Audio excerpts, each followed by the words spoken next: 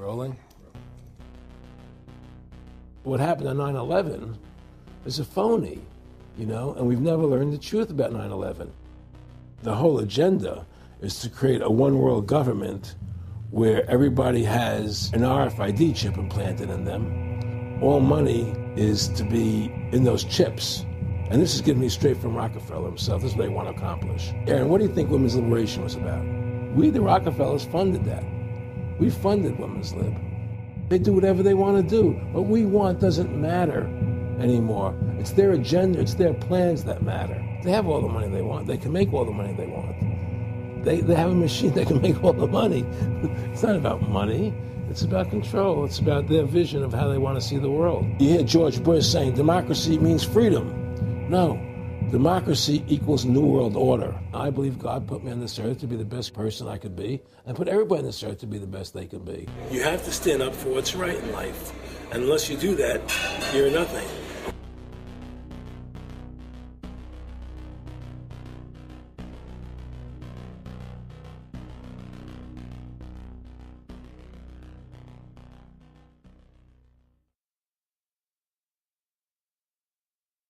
Award-winning filmmaker turned freedom fighter, Aaron Russo was an amazing individual.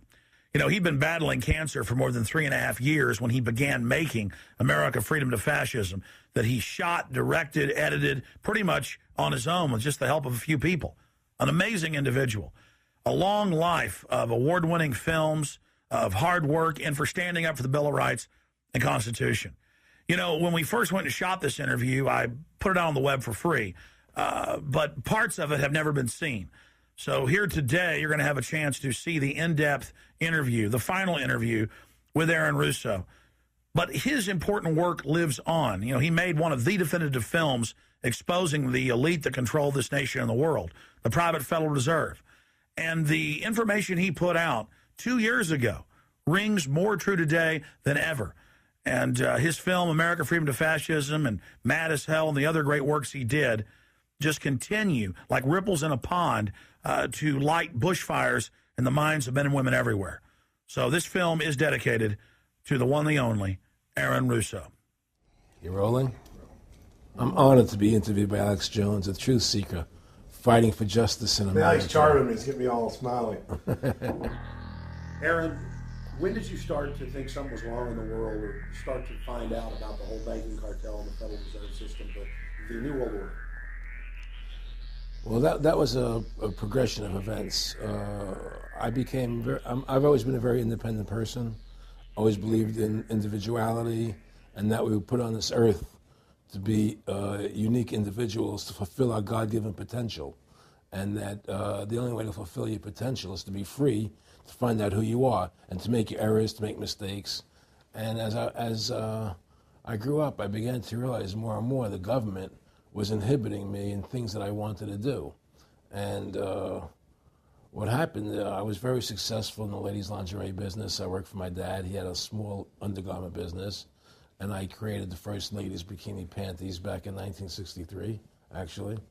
And then I opened up a nightclub in Chicago called the Electric Theater that opened up the day Martin Luther King was assassinated.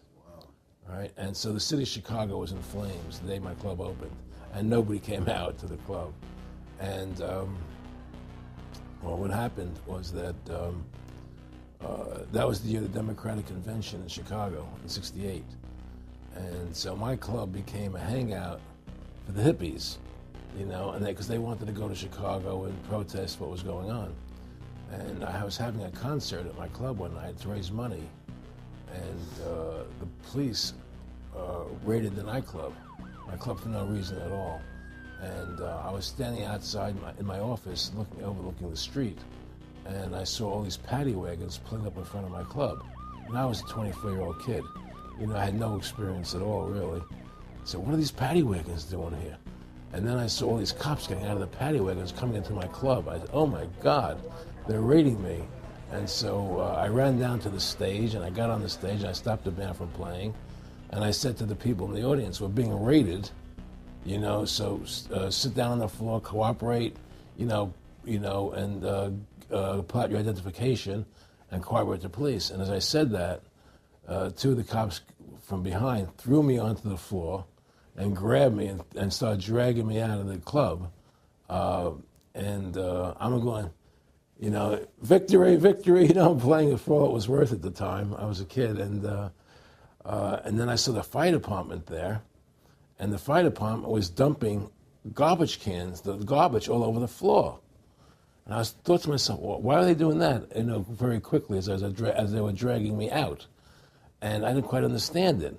So they threw me into the paddy wagon. As I got into the paddy wagon, one of the cops grabbed my testicles from behind and squeezed. And I went into the paddy wagon in gigantic pain. And the next person that came into the paddy wagon, the cop, as he was stepping in, the cops took the billy club, smashed him on the head with it, and just split his skull, you know, for no reason. I mean, there was nothing wrong. So that was kind of your wake-up. That was my awakening. Like, what is going on? I thought this was America. So I initially blamed it on Chicago and made a daily thing. It was Chicago. And anyway, it was the headlines of the newspapers the next day. You know, there was my picture in the newspapers, the headlines, electric theater short-circuited, it was raided. And in the article, they went ahead and they said that the reason they raided the club was because the fire department came there and saw it was messy, full of garbage, and the hippies started attacking them, which was totally not true. Those dirty hippies? It was totally false. You know, it was a complete fabrication. So they ran a false flag on you. They framed you. Yeah, of course. You know, and I was in shock. I said, people lie like that? People actually do these things? I couldn't believe it. You know, it was an awakening to me. And I went on television. I told people on television that they lied. Nobody cared. Nobody cared what the truth was. You know, it was shocking to me.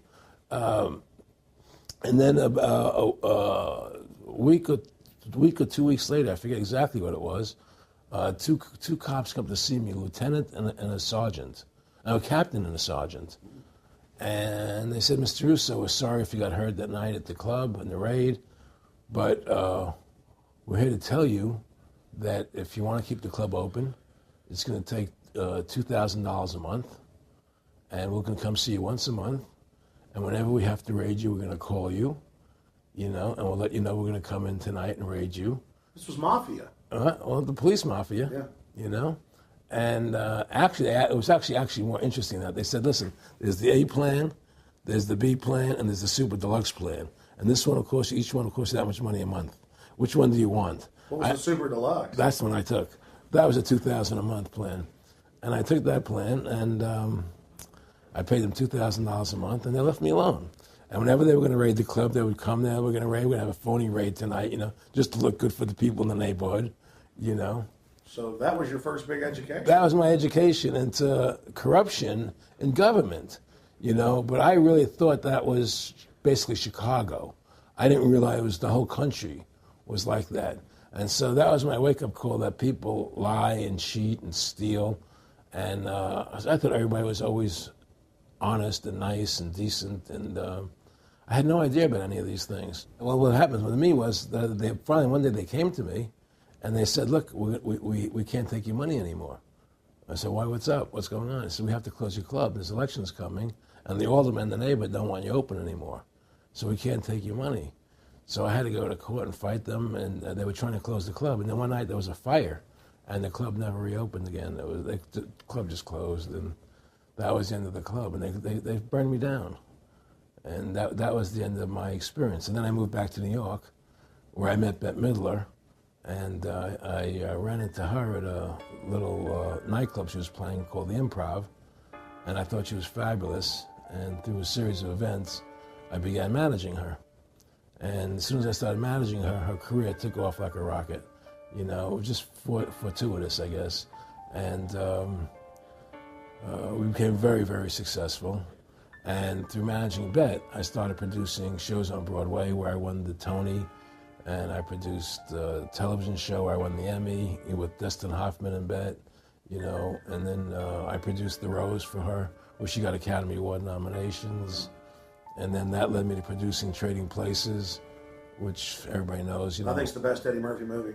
Well, it's a good one. I don't know if it's the best, but it's a really good one. And I'm very proud I made that movie. And so in my mind, I feel as if I've made a classic comedy in Trading Places. a classic musical in The Rose, and a classic documentary in Freedom to Fascism. You know, so I'm very proud of my work that I've done as a filmmaker. Aaron, why do you do this? What's the philosophy of your life? What do you think life's all about? I think the importance of life is to like yourself. If you don't like yourself, nothing means anything. To like yourself means you have to respect yourself. To respect yourself means you have to take actions that you respect if somebody else did them. And what's the point of living if you don't like who you are? You can have all the money in the world, and if you look in the mirror and you don't like what you see there, what's the point of it? So to me, the most important thing is that I like who I am, and that I take actions that I would respect if somebody else did them. That you live a life of character, honesty, truthfulness, and I believe that a person has the ability to mold their character like a sculptor can mold a piece of clay. You know, there's no saying that a leopard never changes in spots. I don't believe that. I believe people have the total ability to mold their character into what they choose to be in their life, what their ideals are. And that's what I try to do with my life. I am not the same person today I was as I was 30 years ago. I've changed a lot because I wanted to be something better than what I was before. And my philosophy is that you have to like yourself, you have to be a decent person with character and integrity and honor. And that's what's important. Back in the late 80s, I was a pretty big silver trader and gold trader. And I don't think I've ever told this story on tape before. I was a pretty big silver and gold trader. And I always paid my taxes. And I took what was a legal tax deduction on my silver trades.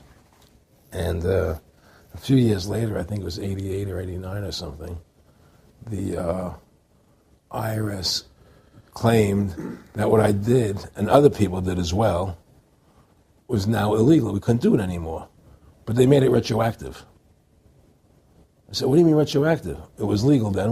I did what was legal. I said, yeah, but now we're making it illegal retroactively. And that's not good. So you owe us $600,000 or $800,000. For what? It was legal. How could you make something retroactive? Change the law backwards in time. It makes no sense. Well, we're doing it. And so everybody said they can't do that. So we went to court, a class action lawsuit. And the judge agreed with the IRS and said they could do it retroactively. And that's when I knew that there was something wrong in America with the IRS and the system here. You know, Aaron, you were telling me this story last night, and before you even finished saying, in the late 80s, the tax law, I said retroactive. And I knew that because they literally ruined my dad, but he paid. He didn't know. He still thought this was America. And it was legal tax law, what you're supposed to do. They said retroactively you owe, and with not just retroactive, but they said you also have penalties and interest. That's right. So how do you have penalties and interest on something when they retroactively change the law? Well, first of all, they can't retroactively. How can you do anything retroactively? Penalties and interest are a farce. The whole thing, because they do whatever they want to do. And that's when I realized America is not America. It's not the land that I was taught it was. Because they can do whatever they wish to do. And there's nothing the citizen can do about it. Now, you've made America Freedom to Fascism. I want to walk through that film, and I want to encourage everybody out there to get a copy of it on DVD. It was also in theaters around the country, and I think the best film out there on the Federal Reserve and the IRS and the whole banker scam, and I want to discuss that with you here. But I wanted to go back a little bit to the point that we discussed last night, where you don't advise people to not pay. And I do the same thing. People say, well, wait, you're saying it's a scam, but you're saying go ahead and pay it. And I like the way you summed it up. Well, it's really fairly simple. I mean, since making that movie, you know, many people come to me and ask me whether they should pay their income taxes or not, you know, and I never advise people not to pay. And the reason I tell them, I said, look, I've done a lot of research. The Supreme Court has ruled that the IRS has no authority. The 16th Amendment did not give the IRS the authority to tax your labor and your wages. That's a fact. All right, the Supreme Court is the law of the land, you know, and the IRS does not trump the Supreme Court. However, that being the case, the fact is, if the mafia would come to you and say, we want $2,000 a month or we're going to hurt you, I would not advise you not to pay them, because you may get hurt by not paying them. Whether it's legal or not doesn't necessarily matter. You're going to get hurt if you don't. It's the same thing with the IRS. They can hurt you. They can put you in jail. They can torture you. So if you don't pay them, you may get hurt. So I never advise people not to pay. You know, I tell people, yeah, pay your taxes. Look what happened to Congressman Hansen. Yeah, Congressman Hansen's a great example. Pay your taxes. But you know what? Shut down the Federal Reserve System, and eventually you won't have to pay those taxes anymore. See, the IRS is a symptom of the problem. The real problem is the banking industry and the bankers in this country. That's where the real problem lies. That's the root of our problem. That's why we've lost America, okay? So, yeah, pay your taxes, because if you don't pay them, you might get hurt. And I've heard all the arguments, you know, what tax protesters say and so on and so forth. And I don't call them tax protesters. I call them the tax honesty movement, because they're being honest, you know, at least. But the fact of the matter is, you're being forced, you're being compelled to pay it because you're facing jail sentences, you're facing time, you're facing corruption of the courts if you don't pay, right? And so you pay it, because you just like you'd pay the mafia. But with the mafia, at least you have the government to call and try and help you to get past the mafia, to protect you. Here you have nobody to protect you. The American people are living in a matrix. They don't understand the truth of how things are working in this country, you know. And let me give you an example of what I'm talking about. The very fact is that if you ask 100 people on the street, what kind of government is America supposed to be?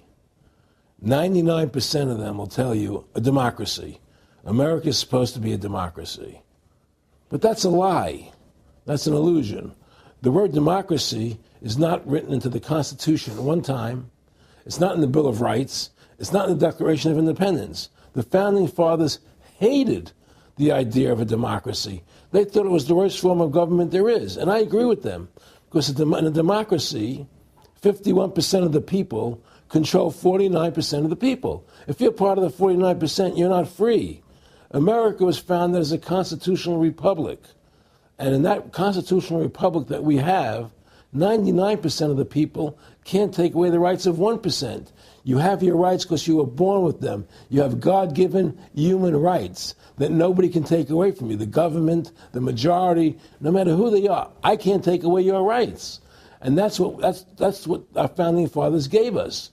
But the psychological operations that they do to us, they make us believe that we're a democracy and that majority rules, you see? And they want you to believe that. Because then they tell you this poll says this many want this and this many want that and this many want this, and it doesn't have anything to do with anything. Well, Hitler was elected. Hitler was elected. Hitler did everything legally. And in a constitutional republic, a minority is protected against a majority. Wasn't it Benjamin Franklin, to paraphrase, that said democracy is two wolves and a sheep voting on what's for dinner? Exactly. And then he also said, in a republic, the sheep would have a gun to protect himself, you know. And that's the truth.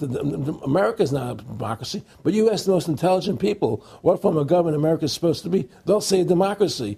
Because that's what they've been brainwashed. They've been psyoped into believing that. They believe that we're in Iraq. They believe we're in Iraq to promote democracy. The word democracy, you hear George Bush saying democracy means freedom. No, democracy equals New World Order. Democracy equals slavery. The word democracy is not synonymous with freedom. It's the opposite of freedom. Democracy is the worst form of government you can have because it's majority rule. And the government can tell you exactly what they want to tell you to do because the majority wants it. I don't care what the majority wants. I live my life as I choose. And if I don't commit violence, theft, or fraud against another human being, I can live my life as I wish. That's my choice. And if I'm allowed to make mistakes, because when you make mistakes, you learn from them. You grow as a human being. We're put on this earth to become the best individuals we can be, to fulfill our God-given potential, right? We're not here to put on this earth so that the government can tell us how to live our lives and what we must do. We put into these systems and these paradigms. No. The same thing in health. You know, if you're sick, you have to have a certain protocol. Nonsense. You know, be individuals. Think for yourself. Have critical thinking, you know. And so what's happened is that because they've taught everybody that we're a democracy, which is not true, now, so then in 1913, they bring the Federal Reserve System into being, right? And now you have this Federal Reserve System, which then in 1913 got the right to create money for the government. When before that, the government created its own money. Now the government, when it needed money, had to borrow it from this private bank called the Federal Reserve, which is a private bank owned by individuals, incorporated in Delaware. And so what happens is now the government borrows money from them to fund the government. Then the government says, well, we have to pay these people interest. How are we going to pay them interest? Let's impose a tax on the labor of the American people, which never existed before, to pay the interest to the bankers. In fact, in 1980, Ronald Reagan said not 1 red cent of your income tax money goes to run the country. It all goes to the Federal Reserve. Well, it was the Grace Commission report that said that not one nickel goes to the infrastructure of the country. And I guess Reagan quoted that. Too. Right. And so, but the point I'm trying to make is that by creating this Federal Reserve System, the government now became dependent on these private banks for money. And they started taxing us, you see. And so now what happens is that in 1935, I believe it was, Social Security started. And they gave you Social Security cards, said not to be used for identification, the Social Security number right on the card, right? And through Social Security, they started deducting money out of your paycheck. That was the first time they were ever could take money out of your paycheck, because people agreed to it because they thought it was going to their retirement fund. And so then when they instituted the income tax again, they started taking money out of your paycheck because Social Security could do it. And then they could do it again. You see what I'm saying? And so now they've even taken control of the tax payment itself. I mean, literally like you're a slave. They're taking it right there when you make it. Exactly. They don't even trust the public enough to send them a check. Right. So they take it out automatically because they know people aren't going to want to pay it. So what's happened is that through the implementation of the Federal Reserve System, the government has become vested in these bankers, and they get their money from the bankers. And so then they impose a tax on us, which makes us more slaves, makes it more difficult for us to survive, right? Giving them more profits. And now what's happened is that through the Federal Reserve System, the bankers have pretty much taken control of our government. It doesn't matter Republican and Democrat anymore, because they're both the same. Neither one of them are talking about shutting down the Federal Reserve System or stopping the payment of taxes, or any of the big issues that face Americans, right? So I had a friend, Nick Rockefeller, okay, who was one of the Rockefeller family, and he, when I was running for governor in Nevada, he came to me, introduced himself to me through an attorney, and we became friends. We started talking about things, and I learned an awful lot from Mr. Rockefeller. And one of the things that we used to talk about was the ultimate plan of the banking industry, what they wanted to accomplish. And the goals of the banking industry, not just the Federal Reserve System, but the private banks in Germany and England, all over Italy, all over the world, they all work together. They're all central banks, and they're all part of the Communist Manifesto. Central banking is one of the major planks of the Communist Manifesto. We talk about America being a capitalistic country, but yet at the same time we have a central bank that plans everything for us, right? And the graduated income tax is another plank of the Communist Manifesto, right? So right there you have two major planks of the Communist Manifesto that have been brought in because of the Federal Reserve System, okay? So the ultimate goal that these people have in mind is the goal to create a one-world government run by the banking industry, run by the bankers, and they're doing it in sections. The European currency, the euro, and the European Constitution is one part of it. Now they're trying to do it in America with the North American Union, right? And they want to create a new currency called the Amero, right? And the whole agenda is to create a one-world government where everybody has an RFID chip implanted in them. All money is to be in those chips, right? There'll be no more cash. And this is given me straight from Rockefeller himself. This is what they want to accomplish. And all money will be in your chips. And so instead of having cash, anytime you have money in your chip, they can take out whatever they want to take out whenever they want to. If they say you owe us this much money in taxes, they just deduct it out of your chip digitally. Total control. Total control. And if you're like me or you, and you're protesting what they're doing, they can just turn off your chip. And you have nothing. You can't buy food. You can't do anything. It's total control of the people. And that chip's connected to a database that has your purchasing records, what you do, what everything. you sell. Everything is in there, you know? And so they want a one world government controlled by them, everybody being chipped, all your money in those chips, and they control the chips, and they control people. And you become a slave. You become a serf to these people. That's their goal. That's their intentions. More than a decade ago, I began getting secret government documents, and we published them, where the feds were training the local police and the military that gun owners, conservatives, people that made frequent references to the U.S. Constitution were terrorists. That's a quote. But in 2009, it broke into the national media when we received the secret MIAC report from a state police officer, and that was in the state of Missouri, but the feds had written it, demonizing Ron Paul, people that wanted to end the Federal Reserve, people that wanted liberty and freedom. And now more secret reports have been released, like the Department of Homeland Security report, which the feds admit they wrote, that says returning veterans are the number one terror threat in America, that gun owners are part of that number one threat, that people buying ammo are the number one threat. Think about this. You have these private bankers overthrowing the United States, and they're secretly training the police that gun owners and patriots and veterans are the number one threat. So they're saying the American people that follow the Constitution and Bill of Rights that'll actually stand up against this tyranny are terrorists, because they are the terrorists. They are the criminals coming in with a corporate takeover, a hijacking of the nation. Eric, can you be specific about when you met Rockefeller, how it happened in these discussions? I met Rockefeller through a female attorney I knew who called me up one day and said, one of the Rockefellers would like to meet you. I had made a video called Mad as Hell, and he'd seen the video and wanted to meet me and knew I was running for governor of Nevada.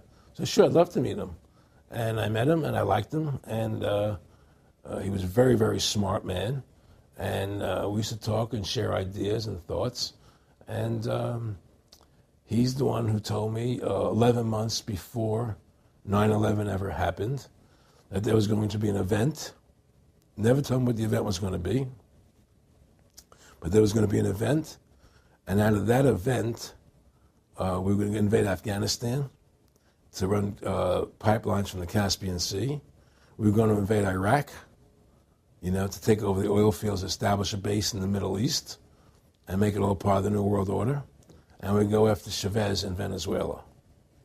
And sure enough, later, 9/11 happened, and I remember he was telling me how how you're going to see soldiers looking in caves for people in Afghanistan and Pakistan and all these places. And there's going to be this war on terror, which is no real enemy. And the whole thing is a giant hoax, you know, but it's a way for the government to take over the American people. He told you it was going to be a hoax. Oh, yeah. Oh, yeah. There's no question. He says, there's going to be war on terror. And he's just laughing. There's no, who are we fighting? I mean, why do you think 9/11 happened and then nothing's happened since then? Do you think that our security is so great here that these people who pulled off 9/11, who were able to, can't knock down another plane? Come on, it's ridiculous. 9/11 was done by people in our own government and our own banking system to perpetuate the fear of the American people into subordinating themselves to anything the government wants them to do. That's what it's about, and to create this war, this endless war on terror. And that's why and that was the first lie. And the next lie was going into Iraq, you know, to get Saddam Hussein out with his weapons of mass destruction. That was the next lie. Now, specifically, this was a little over 6 years ago?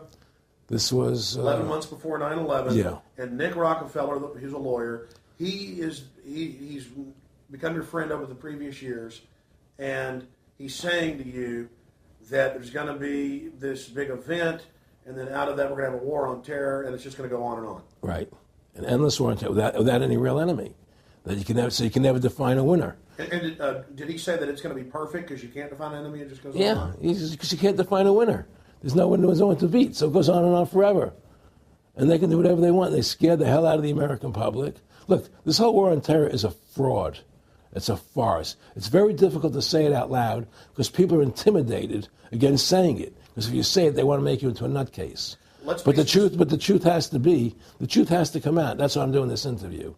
The fact of the matter happens to be that the whole war on terror is a fraud. It's a farce. Yeah, there's a war going on in Iraq because we invaded Iraq.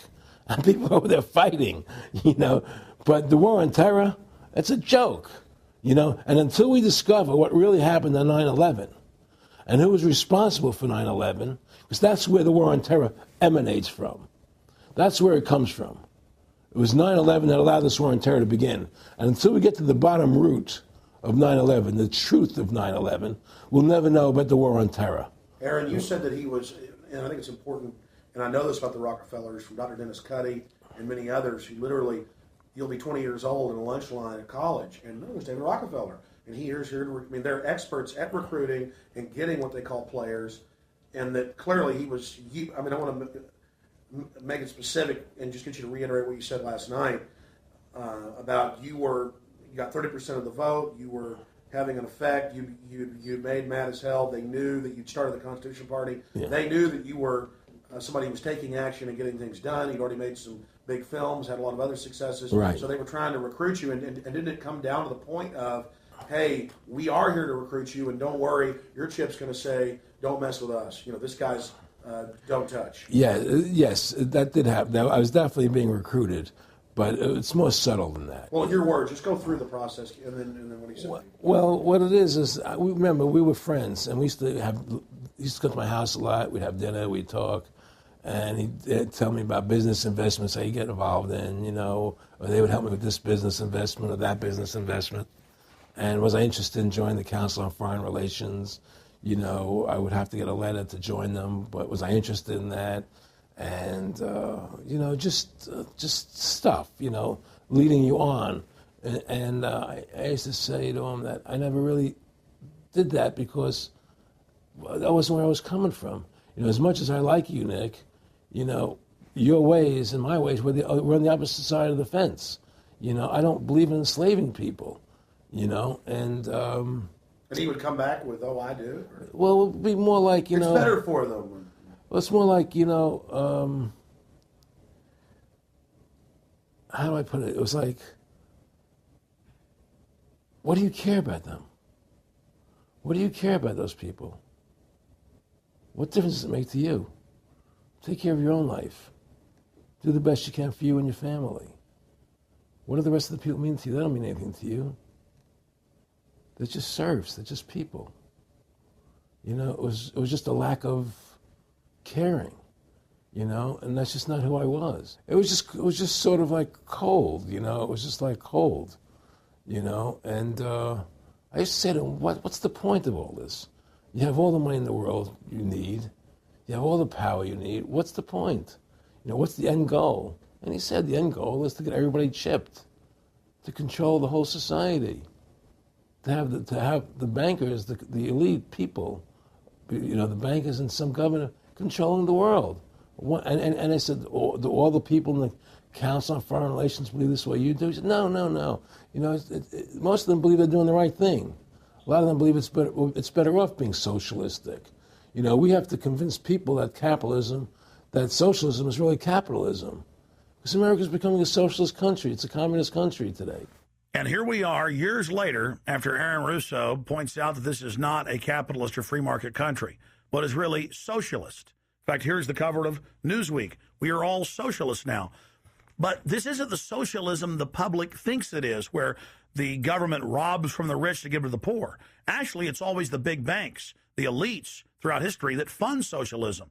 They want to use the middle class's money to basically domesticate the working class and expand the size of government so it can basically, in the end game, eradicate the middle class and have a giant submass of uneducated slaves who have no chance of ever rebelling against the tyranny, and a tiny elite in control of it all. And that is the very nature of this New World Order system. They are using big government to strangle competition, to take control of the people, to break up the family, to basically set up a global plantation or neo-feudalist state? Well, one of the things they told me was that he was at the house one night, and we were talking, and he started laughing. He said, "Aaron, what do you think women's liberation was about?" And I said, I had pretty conventional thinking about it at that point. I said, I think it's about women having the right to work, getting equal pay with men, just like they won the right to vote, you know? And he started to laugh. He said, "You're an idiot." And I said, "Why am I an idiot?" He said, let me tell you what that was about. We, the Rockefellers, funded that. We funded women's lib, you know? And we're the ones who got all over the newspapers and television, the Rockefeller Foundation. He says, and you want to know why? He says, there were two primary reasons. And they were, one reason was we couldn't tax half the population before women's lib. And the second reason was, now we get the kids in school at an early age. We can indoctrinate the kids how to think. It breaks up the family. The kids start looking at the state as the family, as the school, as the officials, as their family, not as the parents teaching them. And so those are the two primary reasons for women's lib, which I thought up to that point was a noble thing. You know, when I saw their intentions behind it, where they were coming from when they created it, the thought of it, I saw the evil behind what I thought was a noble venture. Aaron, did you know that Gloria Steinem, in one of her own books, now admits the CIA funded Miss Magazine? No, I had no idea about that. No, I never heard that. Yeah, we're going to... CIA funded Miss Magazine? Funded Miss Magazine with the stated goal of taxing women and breaking up the family. No kidding. I never heard that. Well, Nick told me. I mean, I know it, but not because I know the CIA was involved in it. Well, Gloria Steinem was proud of it. Oh, the CIA wanted to help women. No kidding. So they funded it, yeah. And of course, it's divide and conquer.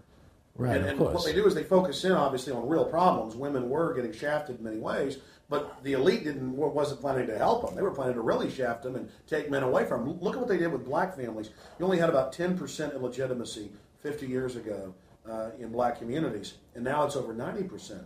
And look at welfare. You were going to give you some money, but you can't have a man in the house. Right. And so that was further to degrade the family. Totally destroyed. And now illegitimacy is over 50% in the general population. Right. Well, see, the whole thing is these people control the money, so they make all the rules. You understand? And they put whatever rules they want into effect. And the truth is, America has really become a socialist, communistic country. And everybody says it's a capitalistic country. It's not a capitalistic country. You know, how could it be capitalistic when you have a central bank? That's the first. It can't be. You know, it's a planned economy. It's a planned economy. It's a phony. If they want to create prosperity, they just print dollars. They just make dollars or put digits into the economy, and then now you have prosperity. You don't have real prosperity. You don't have real manufacturing. You just have money being injected in. It's an infusion of credit, which only makes the government go into more debt. Into more debt. The Federal Reserve is poison to our country. Of course it is. It's poison. Whoever makes the money makes the rules. Rothschild said that, and they make the money. Why are we allowing these private bankers to make the money for our country? It makes no sense. Why are we paying interest to these banks to make money for us when the government can do it itself without paying interest and without all that debt? There's no answer to that question, and it's the question no politician will raise. Everybody talks about America's debt, how much debt we're in. We're in debt because we have to borrow money. But we don't have to borrow money. They designed it so we go into debt. Exactly. We can create the money and back it by gold so they can't create too much of it. So you don't have the inflation. And do what the founding fathers gave us. But instead, the bankers make the money, they control the government, they buy the politicians, they tell us who gets into office. You have computer voting, that's a fraud. They do whatever they want to do to us. They do whatever they want to do to us. And it has to stop. My friendship with Nick Rockefeller was one where we expressed ideas to each other and thoughts and philosophies, and he wanted me to become part of what they were doing, and for me to become a member of the CFR, and offered various business opportunities for me to get involved in, and for me to not take up the fight or the battle that I've been taking up in the past, to drop that idea, because what was the point of my fighting for the people? I was a guy who was very successful in the movie business, and I saw the truth of what was happening. I try to express it to the people. And rather than having me express it to the people, they wanted me to join their side because I was a mover and a shaker. And rather than me opposing them, to join them. It was real simple. And he tried to recruit me into that situation. And I didn't go for it. Did he get angry when you didn't go for it? No. And, it's like, I remember one time he said to me, you join us, so you have an ID card, Aaron, you have a chip, and your chip will say KMA on it. And I said, what does KMA mean? He said, it means kiss my ass. And anybody stops you, a cop or whatever, and you show them your card or your chip, and they'll know to leave you alone because you're one of us. One of the central pillars of tyranny is that the establishment is exempt from the laws that they pass for the rest of us. We saw it in Rome. We saw it with Hitler. We saw Richard Nixon saying, look, I'm the president. If I break the law, it's not illegal. We saw George Bush and Dick Cheney say that. We see Barack Obama continuing that, saying, I'm not going to give detainees real trials. I'm going to give them secret kangaroo military commissions trials, and we're going to hold them in secret camps, and I've got executive privilege. It's the same thing over and over again. And one example of hundreds that are out there was a story back in April of 2008 out of the Orange County Register. And this backs up exactly what Aaron's talking about with Mr. Rockefeller saying, I got a chip in my hand, kiss my ass. Here's just one example of hundreds. Special license plates shield officials from traffic tickets. And it goes on to say that 996,000 plus vehicles in California are exempt from no insurance, reckless driving, speeding, running through toll booths, running red lights, on and on and on. And who is it? It's state employees. It's federal employees that can go and get exempt. It's police. It's government bureaucrats above the very laws they try to enforce on us. This is tyranny. And so literally all over the nation, they've tried to pass it in Texas but failed. They want it where the police are above the law, where the government officials are above the law, where they have immunity, where they can't be prosecuted for crimes. Congress exempts itself from most of the tax laws and other laws that they put on the rest of us. They're exempt from Social Security, and they get a pension that pays out on average 5 times what citizens get. Again, it's already happening. So the chip in the hand and saying they're above the law under the guise of national security, that's what the 1947 National Security Act and now this whole Homeland Security system is all about. Why are you fighting for the people for? What is that about? The people just, they have to be ruled. They have to be, the Constitution, what you're standing for is only for a few people. It's only a few individuals that can live that way, and we believe that it's best for society to be ruled by an elite people who control everything. And I said, I don't believe that. I believe God put me on this earth to be the best person I could be and put everybody on this earth to be the best they can be, not to be a slave and a sheep to you and these people. And I don't understand why you want to control everything. What is the need for that, And I asked them, do all the people in the Council of Foreign Relations feel the same way you feel? He said, no, a lot of them think they're doing the right thing. They think that socialism is the best way to go. They think that, that they're doing the right thing. But the people at the top, they all know the truth of what's happening. And that's what it is. So it's compartmentalized within the elite structure as well. Of course it is. Of course it is. I mean, all the people that are in the CFR, was that 2,000-3,000 people? I forget, like Dan Rather. They don't know what's going on. They join the CFR because it's prestigious. They think it's good for business. It's good for this. They don't know what's really happening.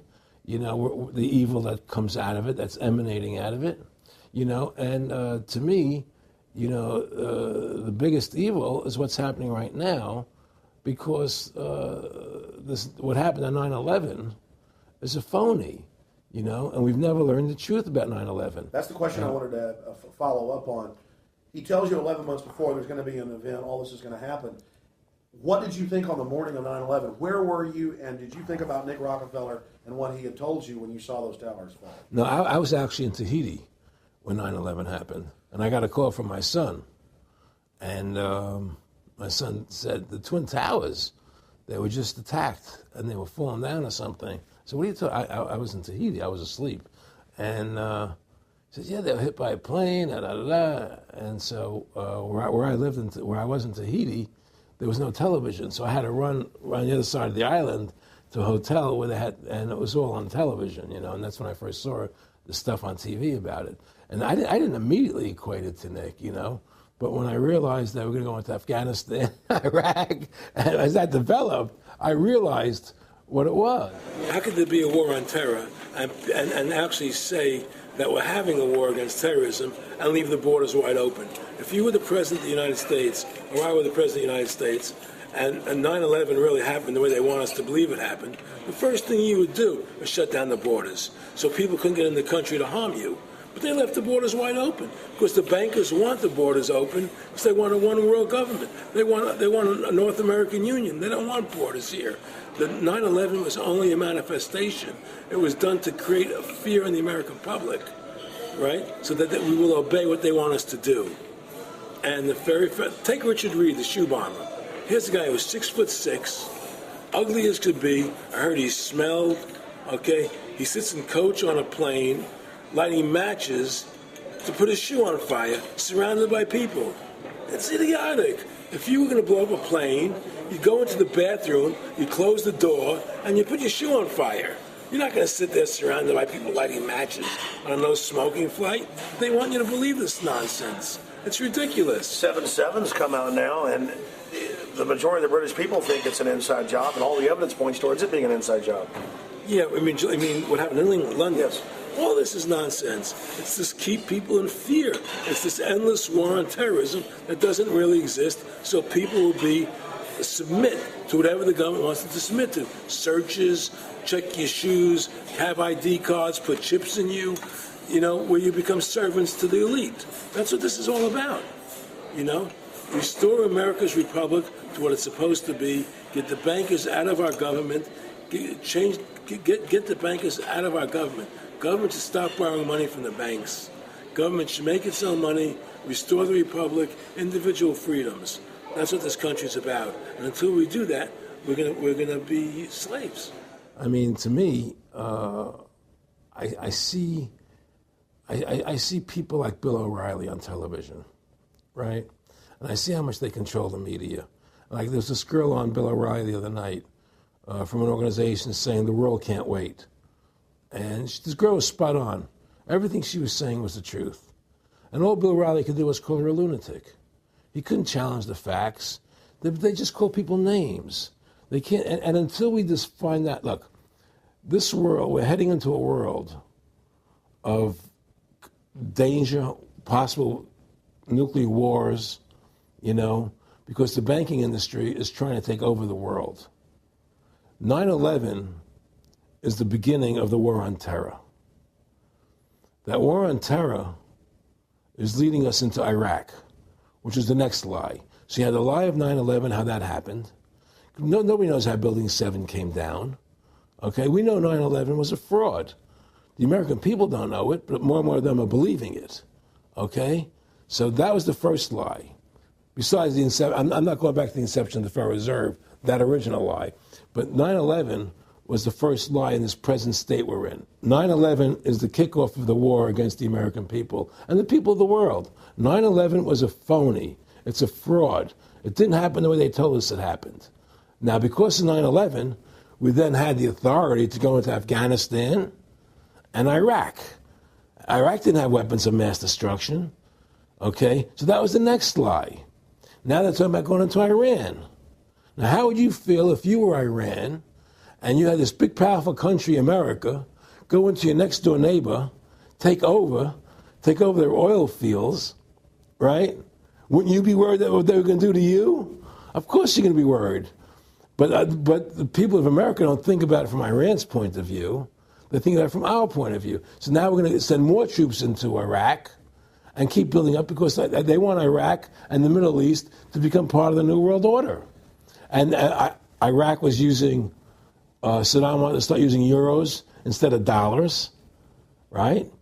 He was messing up their whole consumption. Iran wants to start using euros instead of dollars. They have. Okay?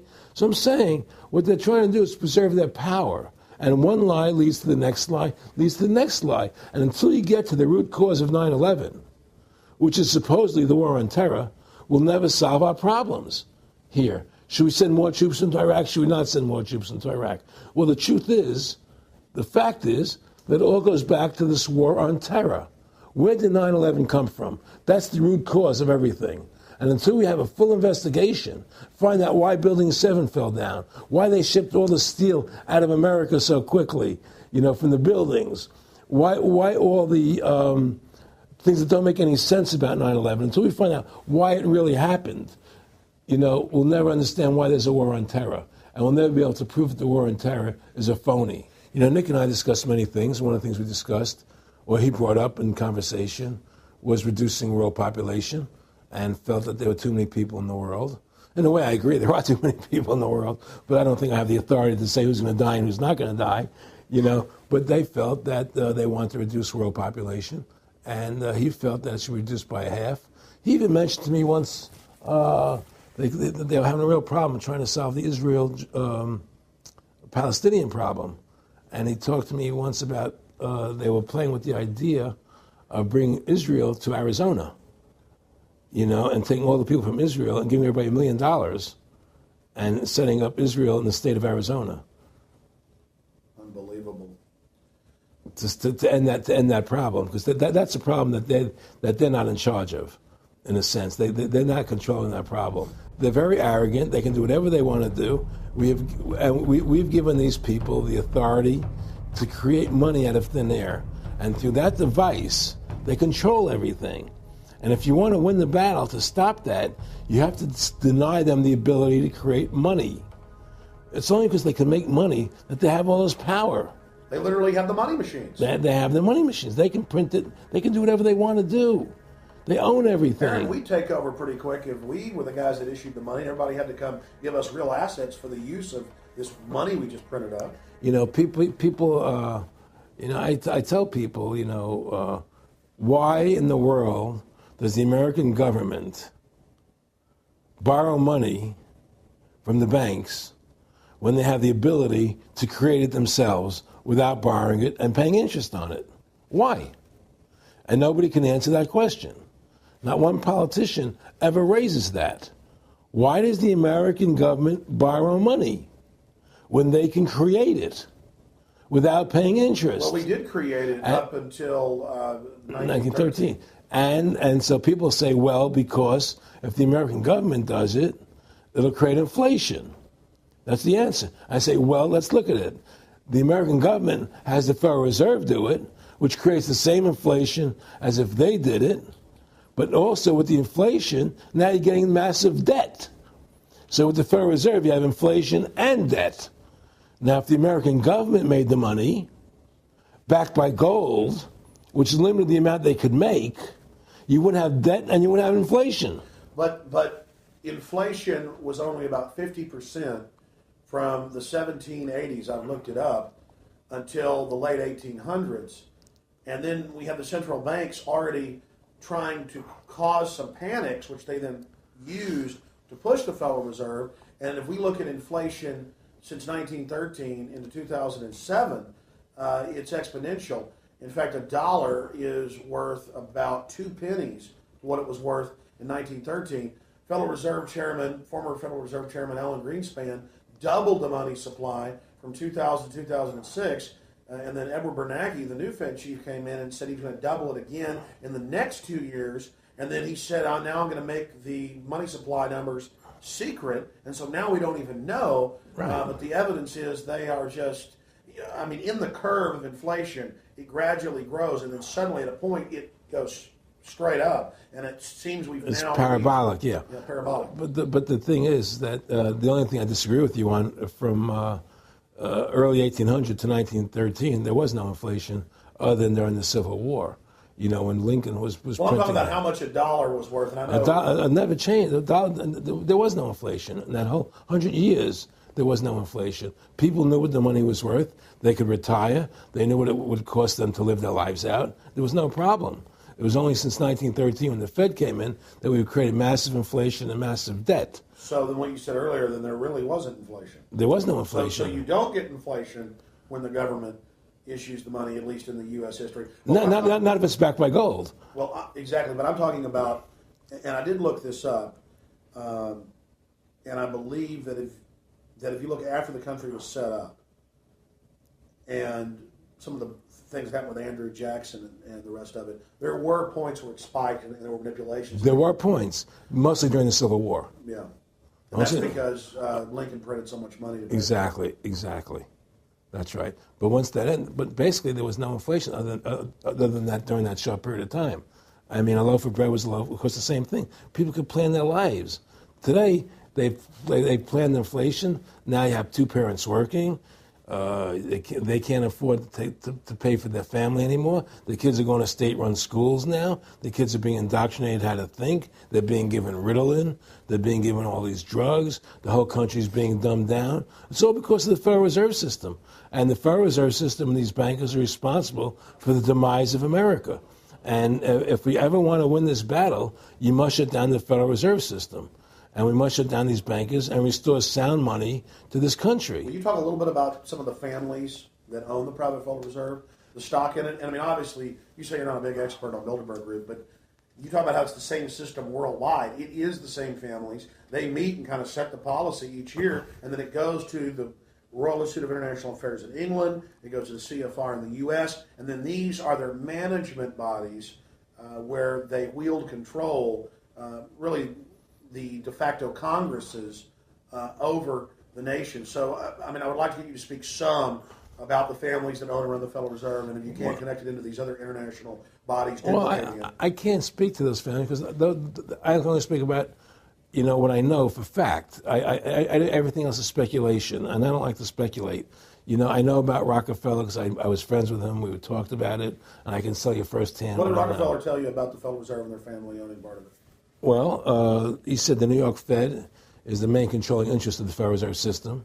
They control the bulk of it. So the New York Fed is really the Federal Reserve System. Even though there's 12 different banks, it's run by the New York Fed. And the New York Fed is basically the Federal Reserve System.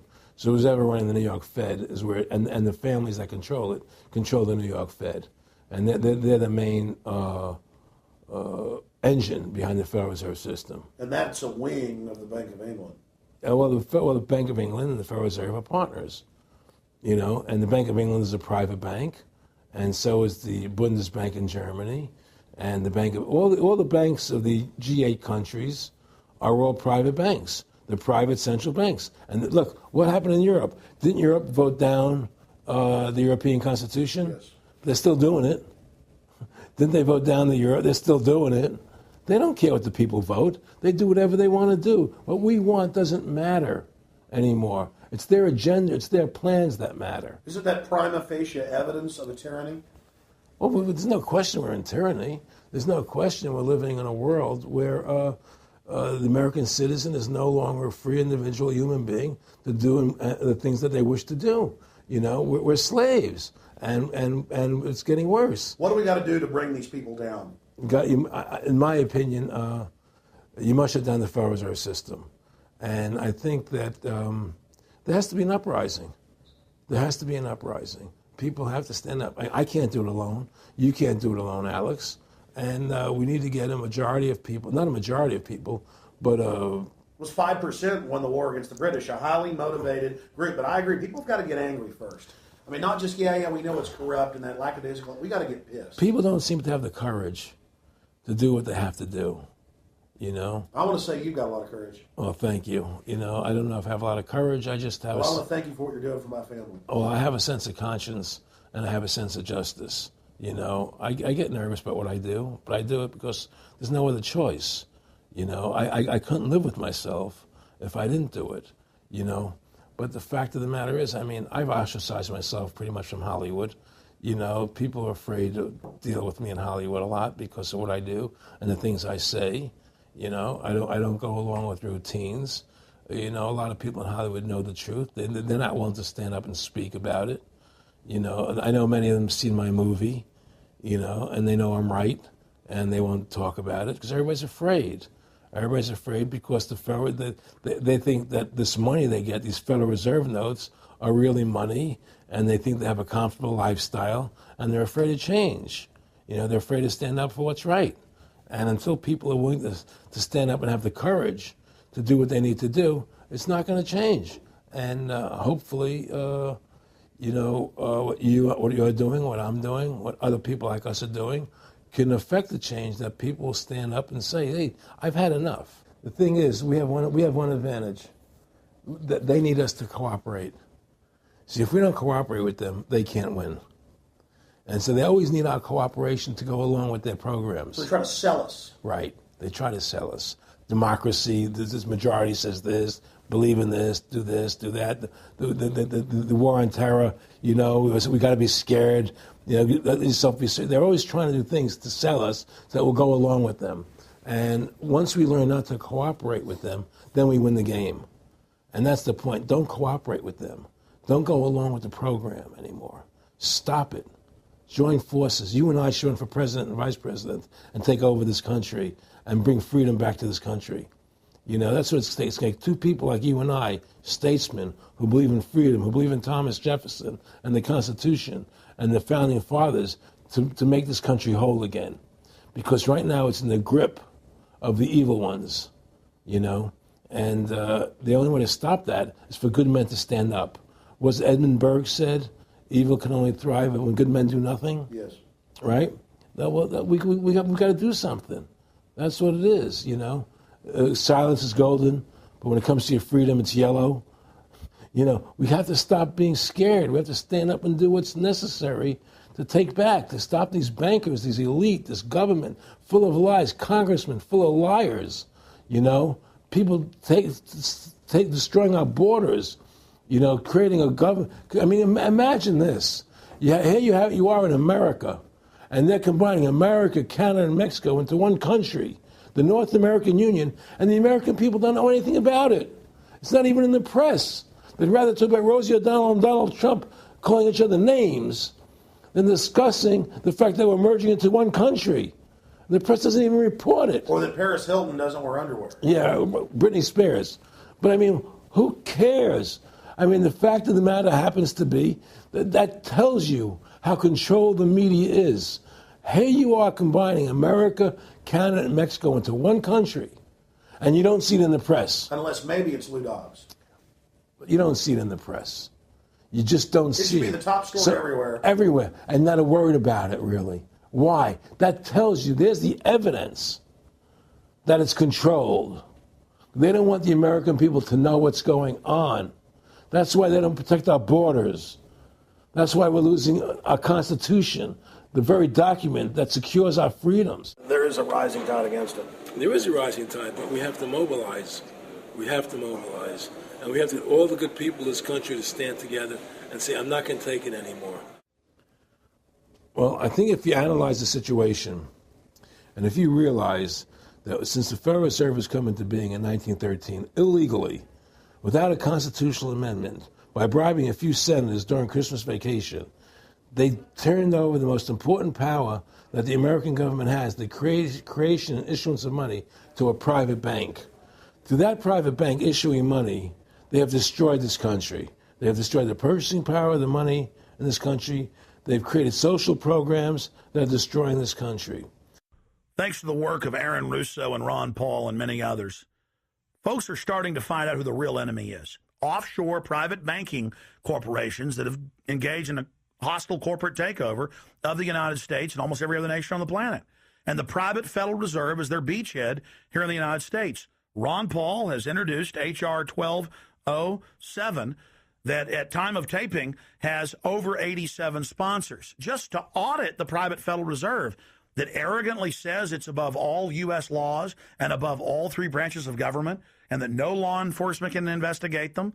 I mean, how asinine is that? How above the law is that? How ridiculous is that? Everybody else gets audited. Nobody else is above the law but them, this group of plutocrats, this group of polycentric bankers that are setting up this neo-feudal world system. Now, they've taken over our government, both Republicans and Democrats. There's no difference anymore between the two parties. They control both parties. It doesn't matter to them which one wins, because who's ever running for president will be someone they anoint, okay? Whether it's Hillary Clinton or John McCain running for president next year, they're going to be people that are going to do what they want them to do. And the fact of the matter happens to be that you can't win an election unless you have enough money to win. They make sure who gets the money. The most important point is they control both parties. And the public continues to only focus in on the distraction of the left puppet and the right puppet instead of looking at the puppet masters.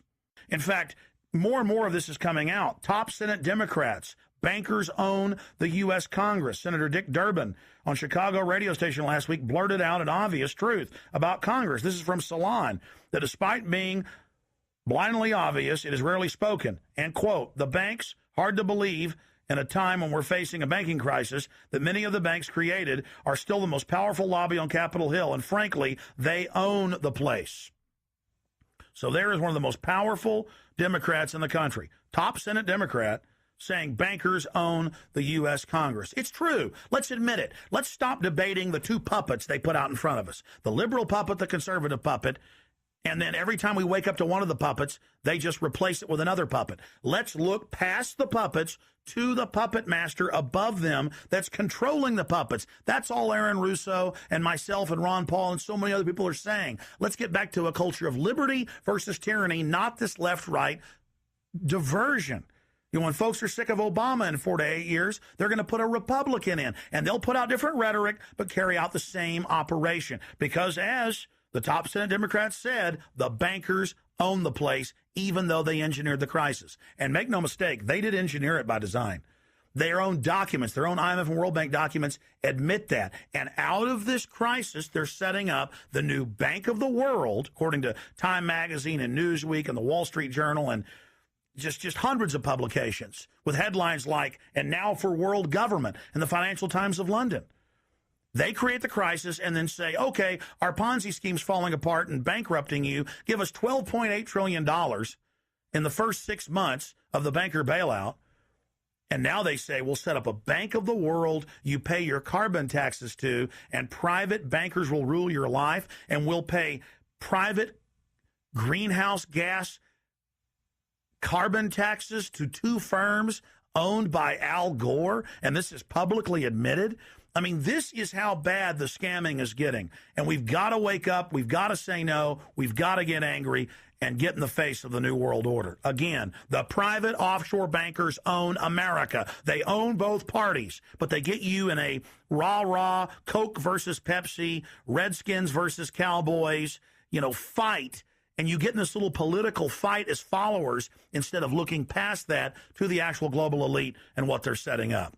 So through these bankers attempting to taking over America, knowing that America was the freest nation in the world, it was necessary for them to take over America, take away our gun rights of freedom to bear arms, and create a country where we become slaves. Because once they take over America, the rest of the world becomes a lot easier for them. And so by creating 9/11, an event to terrify the American people that were being attacked by terrorists, you create a world where there's an enemy that can never be pinpointed. You can never win the battle. It's a 100-year war. It's a never-ending war on terrorism, right? So you're always fighting this war. And through the war on terrorism, which is the 9/11, which is the first lie, then you create the war on terrorism, which is the next lie. Then you create the war in Iraq for weapons of mass destruction, which is the next lie. And it's one lie to the next lie to the next lie. Now it's going to be Iran, the next lie, sending more troops and a surge into Iraq. Think about what Aaron Russo is saying here.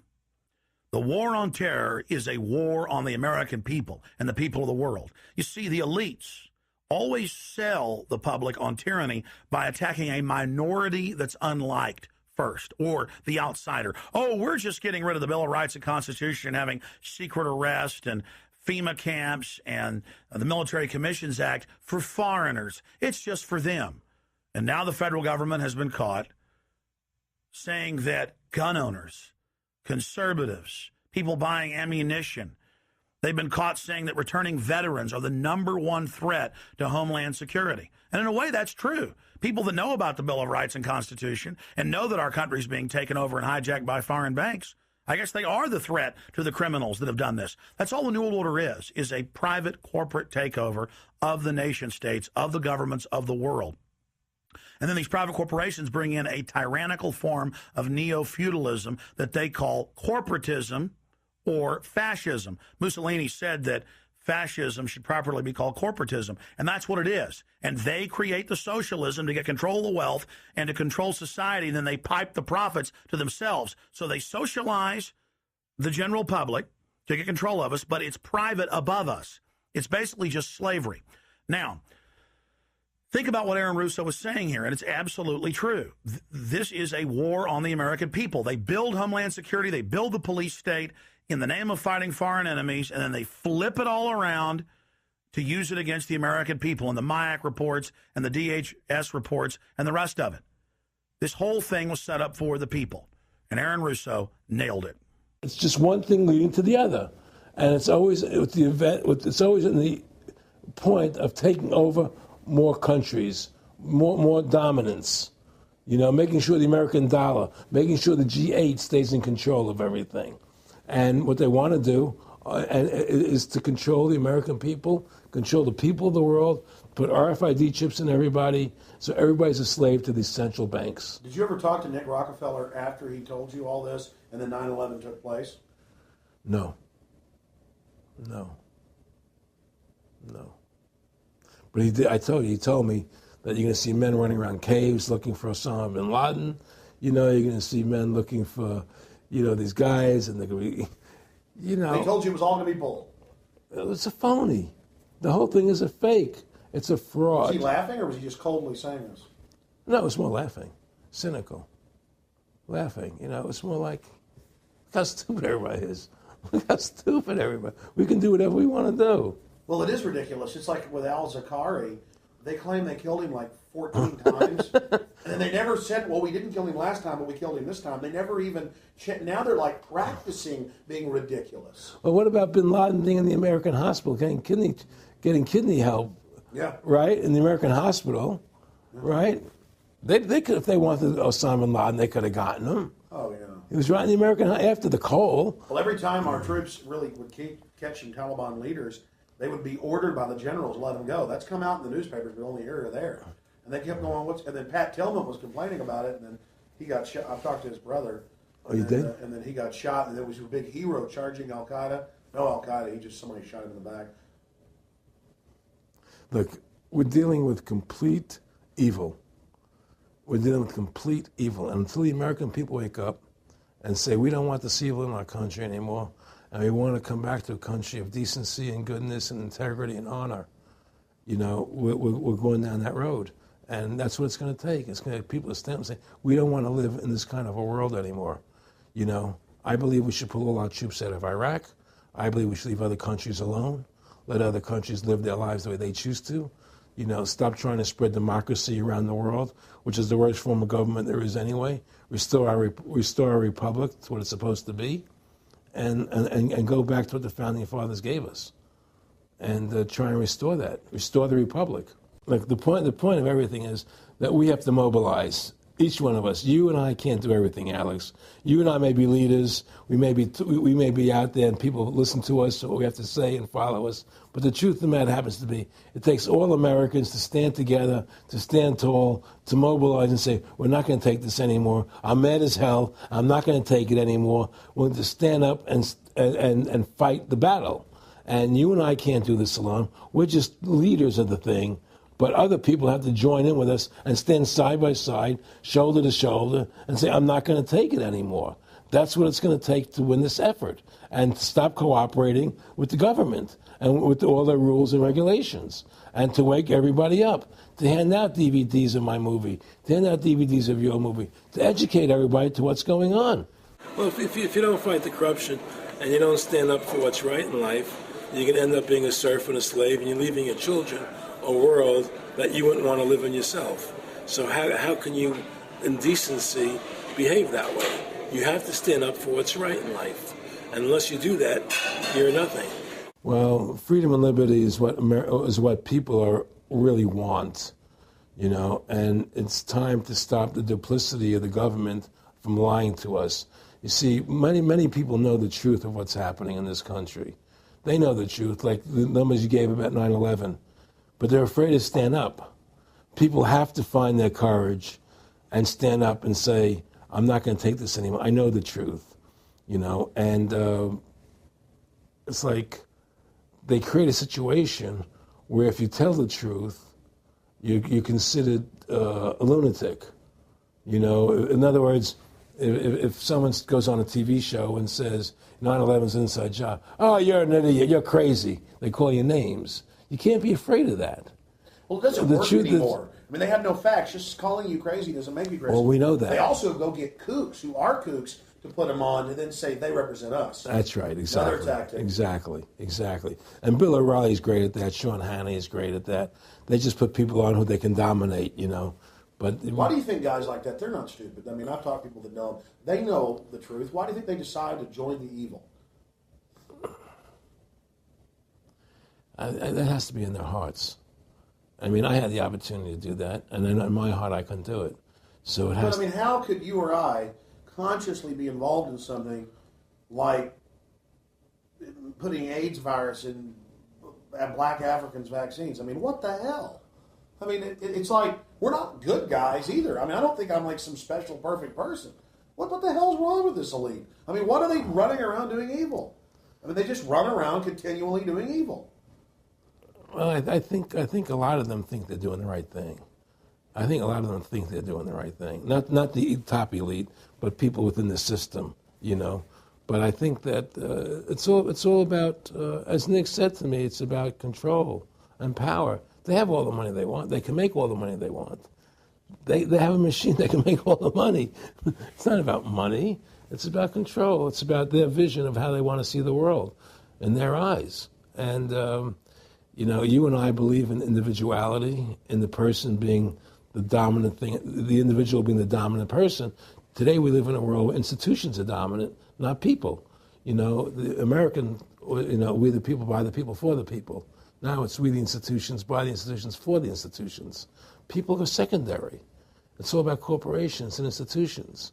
And the Federal Reserve is the biggest institution in the world. You know, if you ask somebody what's the biggest corporation in the world, they'll say Google or Walmart or Exxon or something. But the biggest corporation in the world is the Federal Reserve System, right? And all the other corporations feed off the nipple of the Federal Reserve System. Well, it's like the Monopoly game. The bank always wins. It has unlimited money. It's not the people playing on the board. Exactly. The bank owns the board, the box, the shelf it's sitting on. But that's because you gave them the ability to make the money. You have to take that away from them. We need to take the bank away from the private bankers. Exactly. You have to take the creation of money away from the private bankers, and you'll solve 95% of your problems. Well, I mean, look at America. 10% growth rates every year like China's having right now. The U.S. had 10% growth rates until the Federal Reserve took over. And then if you look at that, it all starts really going downhill from there. Well, they destroyed the American worker. What they've done, here's what's happened. The Federal Reserve has created this massive inflation in America, which means that the American worker has to keep making more money to keep up with the cost of living. The more money they make to keep with the cost of living, the less competitive they become in the world economy. So now what happens is we have to pay our workers so much to keep up with the cost of living, saying, well, screw the American worker, let's go overseas now and get the cheap labor. But really, that's a war being waged against the middle class. Of course the bankers print the money. Really, this is a war being waged against the middle class. The bankers print the money. Everything they're doing is about destroying any private pools of wealth or independence. Yeah, but what I'm trying to say is because of the inflation that they've created, they've now allowed other countries to outcompete us. You see, because other countries don't have to pay as much money as we have to pay here to our workers to survive. Yes. So now we're not competitive anymore. So we've lost our manufacturing base. We've lost our competitive. In the old days, the American worker, you wanted to buy everything American. You wouldn't buy anything from Japan, which was cheap crap. And what does that leave us? It leaves America this military force, and so the elite's giving us a deal. We'll continue to build up your military and give you homeland security jobs, shift your economy over to being the bulldog enforcer of the New World Order. Exactly. You can either and by controlling the economy, they force everybody into that position. That's exactly correct. That's exactly correct. And there's no more manufacturing here. We're a service economy. We do nothing. We provide nothing. We provide nothing to the rest of the world anymore. Well, first of all, Freedom to Fascism is a movie that everybody should see, because we show the fraud of the income tax. We show how judges put people in jail for no reason.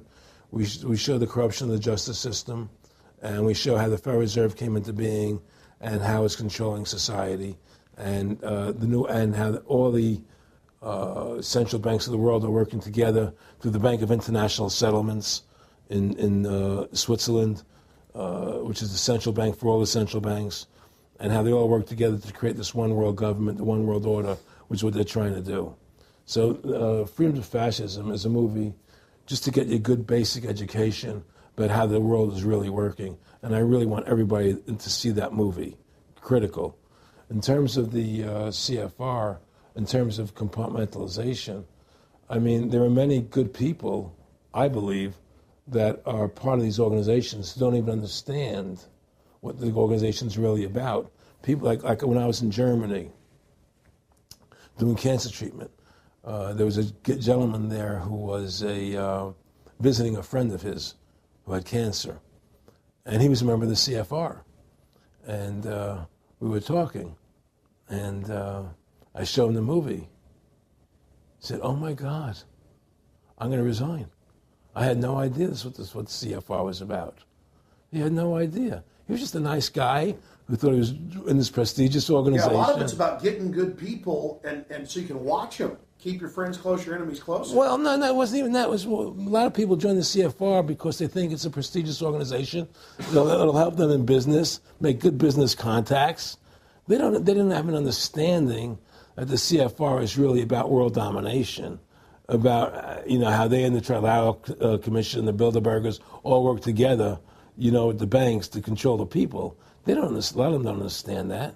They don't see the big picture. Oh, it's CFR, it's a prestigious organization. I'll meet this one, I'll meet that one. I can do good business deals out of it. It's just business to them. The CFR wants to get the people in there that have influence and power, and so they're part of that. So they're not opposing them, It's like the whole country today is becoming the haves and have-nots. You're getting the very, very wealthy, the middle class is being destroyed, and you're getting the poor people. Isn't this just a slick mafia that took over and uses fancy PR? Well, you can call it mafia, you call it whatever you want, but it's definitely a criminal organization. There's no question about it. But it's a criminal organization that has prestige, that appears to have what's the word I'm looking for? Class, style. It's like, respected. It's respected. People don't look at it as being a criminal organization. That's what a great job they've done. People look at Alan Greenspan as being a hero. The maestro. What do you think happened with him in the late '60s? He wrote a big a chapter for Ayn Rand in a book, and he talked about how horrible the Federal Reserve was. We needed a gold standard. Now the bankers are robbing us. And then they literally came and said, "Oh, and you see somebody who made a deal with Beelzebub." Well, exactly. You make a deal with the devil. I mean, it gave him a chance to be one of the most powerful men on the earth, and it gave him a chance to accomplish things he never thought he would accomplish in his life other than that. And it's very seductive. It's a very attractive perfume. I mean, I was attracted when they came to me and spoke to me about it. I thought about it. I was attracted to it, They asked me if I wanted to open up these nightclubs, open up a chain of Baywatch nightclubs, and we'll do this thing, we'll do that, and we can do this. All these things were proposed to me, business ventures. But you know what it is? It was your nature, though. It's the way you are. You couldn't take the deal. Well, I can't do that to people. I just can't be in a position where I can do that to other people. I have a conscience, and my conscience would not permit me to do that. People say I'm very courageous. I don't think I'm courageous. I think I have a conscience, and my conscience doesn't allow me to do that to people. It makes me feel sick. I just don't believe in it. No, I agree. When I do bad things, I feel bad. When I do good things, I feel good. Yeah, exactly. I feel the same way, and I don't know what's going to come out. I don't have that much money, but I've got some money, and it's like, what more do I need? I can go on a trip if I want. I can help pay for my kids to go to school and have my wife, comfortable. How do I go out and screw people so I can have some more junk? Well, money's a funny thing. I was talking to Michael Eisner one day, and I said to Michael, you may have $1 billion, Michael, but they're all dollars. If the dollar goes bad, how much money are you going to have? you know, and that's the thing, you know, everything is denominated in dollars. Everybody thinks in terms of dollars, but the dollar has no value. And then someday it's you know, everything returns to the mean. Well, really, the whole universe, financial universe we live in, is a matrix fraud. Yes, it is. And that's why it's going to come crashing at some point. And they're going to try and hold it up as long as they can. I mean, whenever they want to manipulate the markets, they can. If they want to send the price to go down lower, they can. If they want to send the stock market up, they can.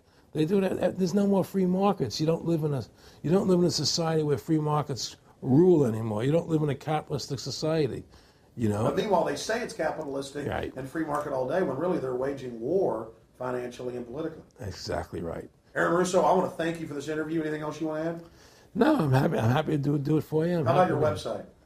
My website, freedomtofascism.com. Go over there, take a look at it, you know. But just, folks, you know, all I can say is, you know, take our country back, restore the Constitution. Don't let these bankers do this to us anymore. Stand up, don't be afraid of them, and do what you got to do, you know. And I have plans in the works, and when I get over my problems, you know, we'll reveal them, you know. And well, I'll be supportive of that. Thank you, Alex. And listen, you've done a great job alerting people to the truth. And don't. In other words, don't be afraid to be ridiculed by these people. You know, if 9/11 was a phony, and I know it was, then stand up and say it's a phony. Don't be scared to tell the truth. Don't allow their you know, their powers of trying to make you look silly to frighten you. What do you think of what Charlie Sheen did? I love what Charlie Sheen did. I was so respectful of what he did. I just applauded him. People saw right through that attack. They flipped the light switch when they went after him. Yeah, but they don't. You see, the thing is that more people don't come out and do it. You know, to build that wave. Charlie did it. I'm really proud of the guy. David Lynch did. But the media was smart and didn't bite this time. Right. I mean, a few people have, but they're not picking up on it because they control the media. James Brolin did on The View. I heard that as well. But again, they're not picking up. Barbara Walters looked like she's about to have a heart attack. But they don't pick up on it. You see, they don't allow it to go anywhere. You know, it comes if someone says something, they let it die. You know, but they keep perpetuating. You know, the war on terrorism. They keep perpetuating all these things that are lies. And because we've given the Federal Reserve the money-making power, they control the media, they control the government, and they're all in bed together. So you're fighting all this propaganda all the time, and it's a very difficult fight. Americans, mobilize. Stand together, stand tall. Tell the government you're mad as hell. No longer cooperate with the government. Do not accept the national ID card. Do everything in your power to restore freedom and your individuality back to America. Stop being a country run by the institutions for the institutions. Let's go back to we the people, by the people, for the people, as opposed to we the institution, by the institution, for the institution. Stand up for your individual rights. Stand up for the godliness that's in each and every one of us. Thank you for watching this historic interview with Aaron Russo. Please don't just stand down after watching this film. Research the private Federal Reserve for yourself. Realize it is the main head on the Hydra that we have to go after. Realize that we can fight the political parties all day, but until we go after the heart, the root of the problem, nothing's going to get better. We have this ruling class of private bankers that issue all this fiat currency, and they have committed unbelievable crimes and have the audacity to claim that they're above the law. Ladies and gentlemen, now more than ever, we don't have a choice. It's us or them. Either the New World Order is removed from power, or the world faces more wars, more tyranny, and a nightmarish police state carried out by these eugenicists. So in the memory of Aaron Russo and every other freedom lover out there in history, and for the future of our children and the species, humanity itself, let's call for grand jury investigations of the private Federal Reserve. Let's arrest the bankers. Let's kick these foreign corporate criminals out of our country and get our constitutional republic back. Let's stop being distracted and diverted by the liberal and conservative puppets they stick up in our faces on television. Let's look past the front men to the actual architects of the New World Order and bring them to justice. There's no way these arrogant bastards can get away with this if we expose them and speak out against them. And more, it's coming out even in the mainstream media that they are a pack of criminals who are above the law and who have hijacked our nation. But they're only above the law in our minds. We have to expose them as the criminals they are and bring them to justice.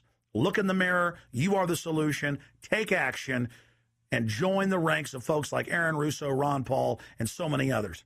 God bless you all, and thank you for watching this presentation. Now spread the word about the true enemy of the people in the Fed, in the New World Order, in the hegemony of private central bankers.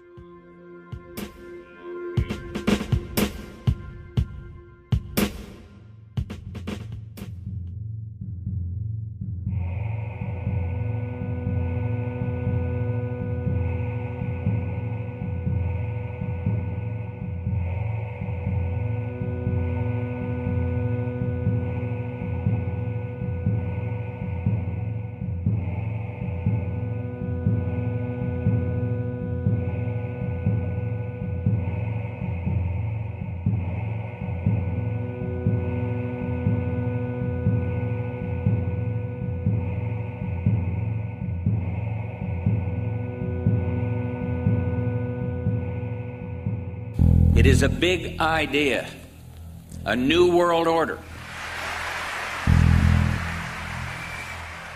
In the near future, Earth is dominated by a powerful world government. It's known as the Bilderberg Group. Could their objective be world domination? For thousands of years, their dark order grew. Now, as they hail the birth of the New World Order, their great dream of exterminating 80% of humanity is at hand.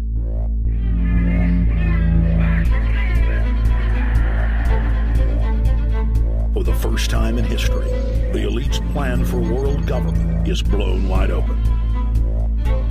You will learn the secret that drives the entire New World Order agenda. Bilderberg is making great progress toward a world government, and only an educated, informed public can stop them in their tracks. Alex, it's Chalabi, eh? For the first time, all the pieces have been put together. The dots have been connected, and the picture is crystal clear. Earth's ruling elite believe they have discovered the fountain of youth. But before they can attain it, 80% of us must die. A psychopathic technocracy is establishing world government so there can be no escape from their plan.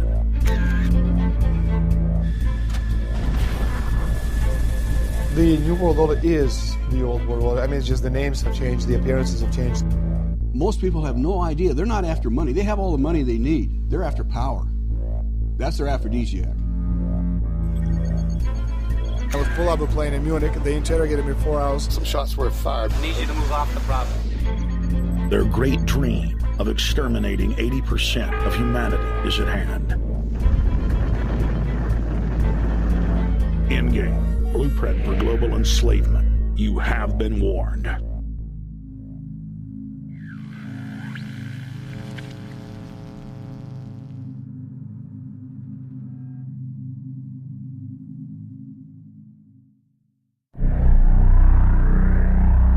Obama is notoriously a liar. We need to go to where the real architecture of government is, and it's not in a president. Wall Street has hijacked Washington in broad daylight.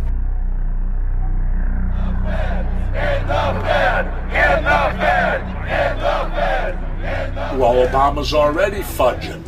He's fudged since day one in this election. The elite are using Obama to pacify the public so they can usher in the North American Union by stealth, launch a new Cold War, and continue the occupation of Iraq and Afghanistan.